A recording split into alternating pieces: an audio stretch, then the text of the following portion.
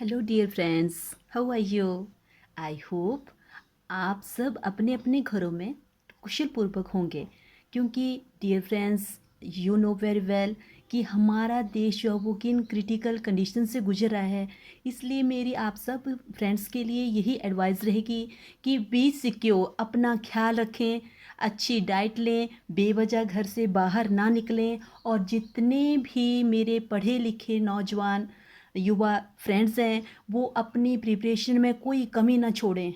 और इसी के लिए मेरी तरफ से आप सब के लिए मेरी ओर से थोड़े से चंद करंट अफेयर के क्वेश्चन मैं आपके समक्ष पेश कर रही हूँ, और आई होप आप इन सब का लुत्फ़ उठाएंगे और इसका फ़ायदा उठाएंगे। तो आज के 2021 के अगर करंट अफेयर्स की बात की जाए तो मैं कुछ आप सबके सामने कुछ इम्पॉर्टेंट करंट अफेयर्स ऐसे क्वेश्चन रखूँगी जो कि आगामी आने वाली जितनी भी कॉम्पिटिटिव एग्ज़ाम्स होंगे आपके, उनमें आने की इनकी पूरी होप बनी रहेगी। तो लेट अस स्टार्ट, आज का सेशन यहीं पे शुरू करते हैं। आपका फर्स्ट क्वेश्चन, जैसे कि आपसे क्वेश्चन पूछा जा सकता है कि सीआरपीएफ के महानिदेशक के रूप में अभी हाल ही में किसे नियुक्त किया गया है। यदि कोई आपसे पूछे कि सीआरपीएफ के जो डायरेक्टर हैं वो कौन चुने गए हैं, तो उनका नाम है कुलदीप सिंह। अगर बात की जाए सीआरपीएफ की, तो सीआरपीएफ की फुल फॉर्म आएगी आपकी सेंट्रल रिजर्व पुलिस फोर्स। अगर बात की जाए इसकी एस्टैब्लिशमेंट की, तो इट वाज एस्टैब्लिश्ड इन 27 जुलाई 1939। और अगर बात की जाए हेडक्वार्टर की, सीआरपीएफ का जो हेडक्वार्टर है it is situated in Delhi. ठीक है। और अगर बात की जाए इसकी सीआरपीएफ के महानिदेशक के बारे में, तो ये बने हैं कुलदीप सिंह जी। ठीक है, क्लियर हुआ हमारा first question.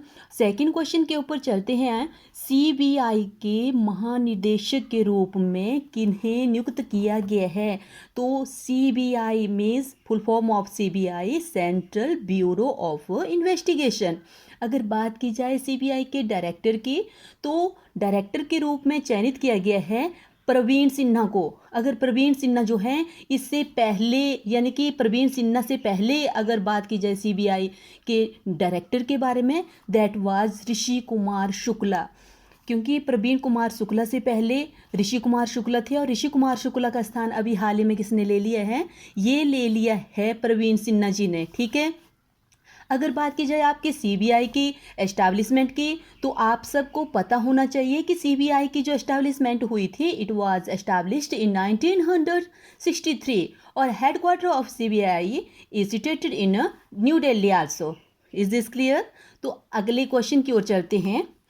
Most important question, WTO की प्रमुख के रूप में अभी हाल ही में किसे चयनित किया गया है? Very very important question.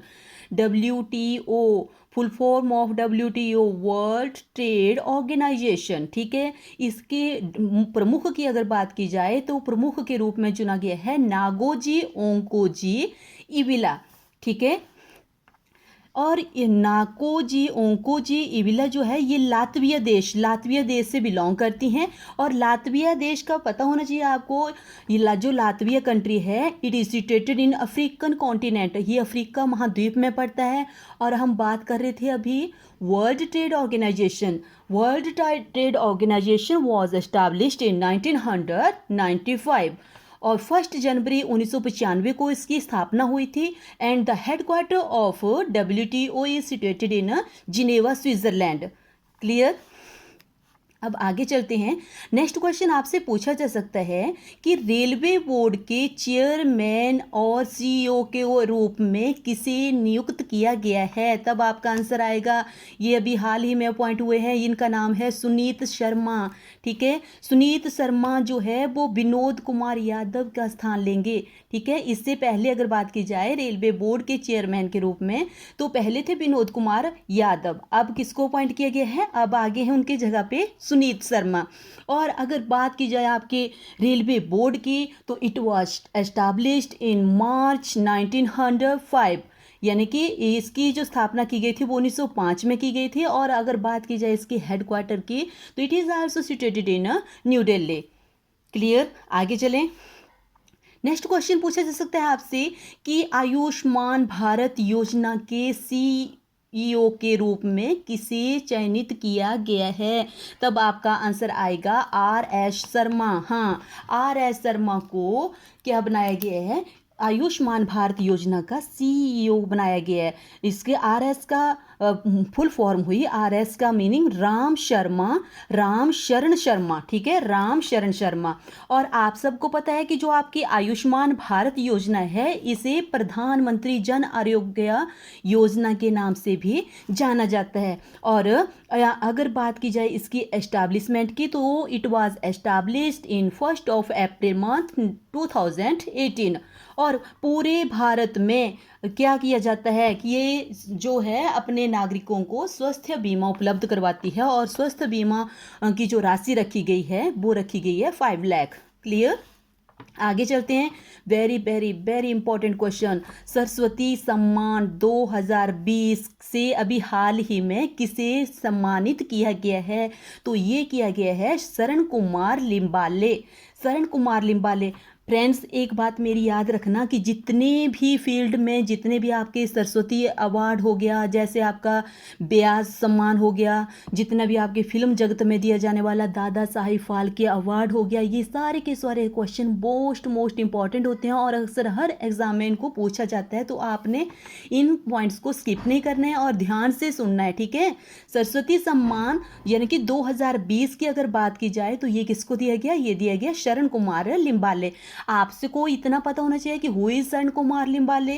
शरण कुमार लिम्बाले जो है वो एक मराठी उपन्यासकार हैं और इनको इनकी किस रचना के लिए दिया गया ये अवार्ड? ये दिया गया इनकी रचना सनातन के लिए, ठीक है। आपको इतना पता होना चाहिए कि जो आपका सरस्वती सम्मान होता है उसमें क्या क्या दिया जाता है? उसमें दिया जाता है एक प्रशस्ति पत्र दिया जाता है और एक पट्टिका दी जाती है और 15 लाख की आपको अमाउंट जो वो कैश में दी जाती है, ठीक है। और जितने भी ये अवार्ड दिए जाते हैं ये आपकी जितने भी आपके जो भी 8वीं आपके संविधान की जो 8th शेड्यूल है, 8वीं जो अनुसूची है उसके अकॉर्डिंग पिछले 10 वर्षों से उत्कृष्ट योगदान करने के लिए किसके द्वारा दिए जाते हैं ये उपन्यास? ये दिए जाते हैं के बिरला फाउंडेशन के द्वारा। आई होप आपको ये क्लियर हो गया होगा। हम बात कर रहे थे 2020 के सरस्वती सम्मान की, जिसके विनर हैं शरण कुमार लिम्बाले। शरण कुमार लिम्बाले जो हैं वो मराठी उपन्यासकार हैं और इनको इनकी रचना सनातन के लिए दिया गया, ठीक है जी, क्लियर हुआ।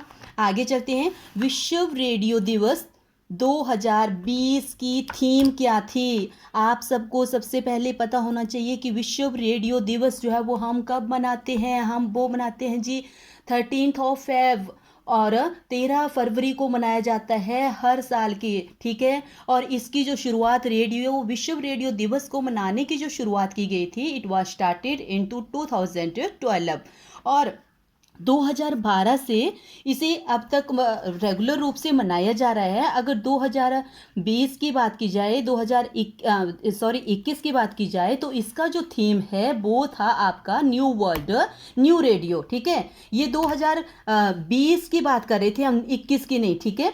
और इसका जो थीम था वो था new world new radio. Clear, आगे चलें। अब मोस्ट इंपॉर्टेंट क्वेश्चन, विश्व के सबसे बड़े स्टेडियम मोटेरा स्टेडियम।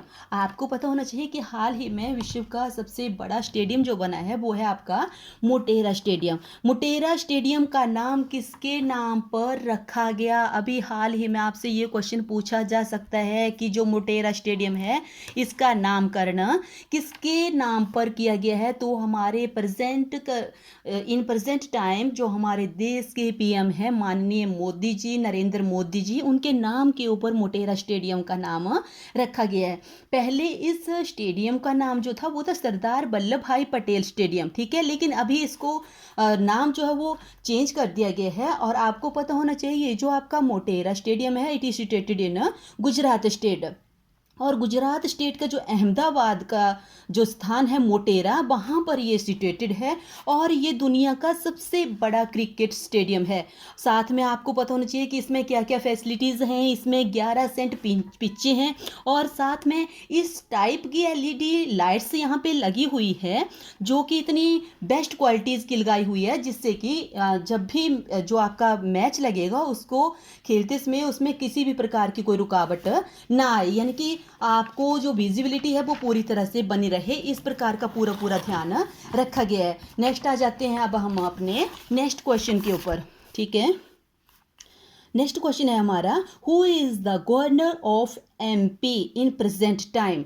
अगर एमपी के गवर्नर की बात की जाए तो प्रेजेंट टाइम में जो एमपी के गवर्नर हैं वो हैं आनंदीबेन पटेल। ठीक है जी, आनंदीबेन पटेल की अगर बात की जाए तो वो प्रेजेंट में क्या कर रहे हैं, जो आपका एमपी है वहाँ के वो गवर्नर हैं। और अगर एमपी की कैपिटल की बात की जाए तो वो है आपकी भोपाल। और सीएम की अगर बात की जाए तो एमपी के जो सीएम हैं वो हैं शिवराज सिंह चौहान।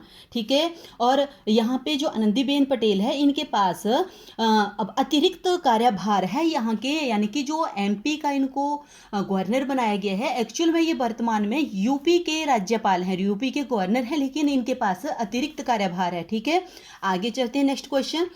मिशन शक्ति अभियान। मिशन शक्ति अभियान दोस्तों आपसे पूछा जा सकता है कि जो मिशन शक्ति अभियान है उसकी शुरुआत भारत के किस स्टेट से की गई है, तो ये की गई है भारत के उत्तर प्रदेश से। और इसका जो मेन मोटिव रहता है वो रहता है महिलाओं की सुरक्षाओं के लिए किया जाता है। ये जो मिशन शक्ति अभियान छेड़ा गया है इसका मेन मोटिव महिलाओं की को सुरक्षा पहुंचाना है। ठीक है, अगर बात की जाए आपके उत्तर प्रदेश की तो उत्तर प्रदेश की जो कैपिटल है वो है आपकी लखनऊ और गवर्नर जो है वो यहाँ के आनंदीबेन पटेल हैं। ठीक है, और आदित्य योगीनाथ जो हैं वो यहाँ के प्रेजेंट सीएम है। इसी के साथ आज का हमारा ये सेशन यहीं पे क्लोज होता है। नेक्स्ट सेशन में फिर से आपसे मुलाकात होगी। जय हिंद, अपना ख्याल रखना दोस्तों, फिर मिलेंगे।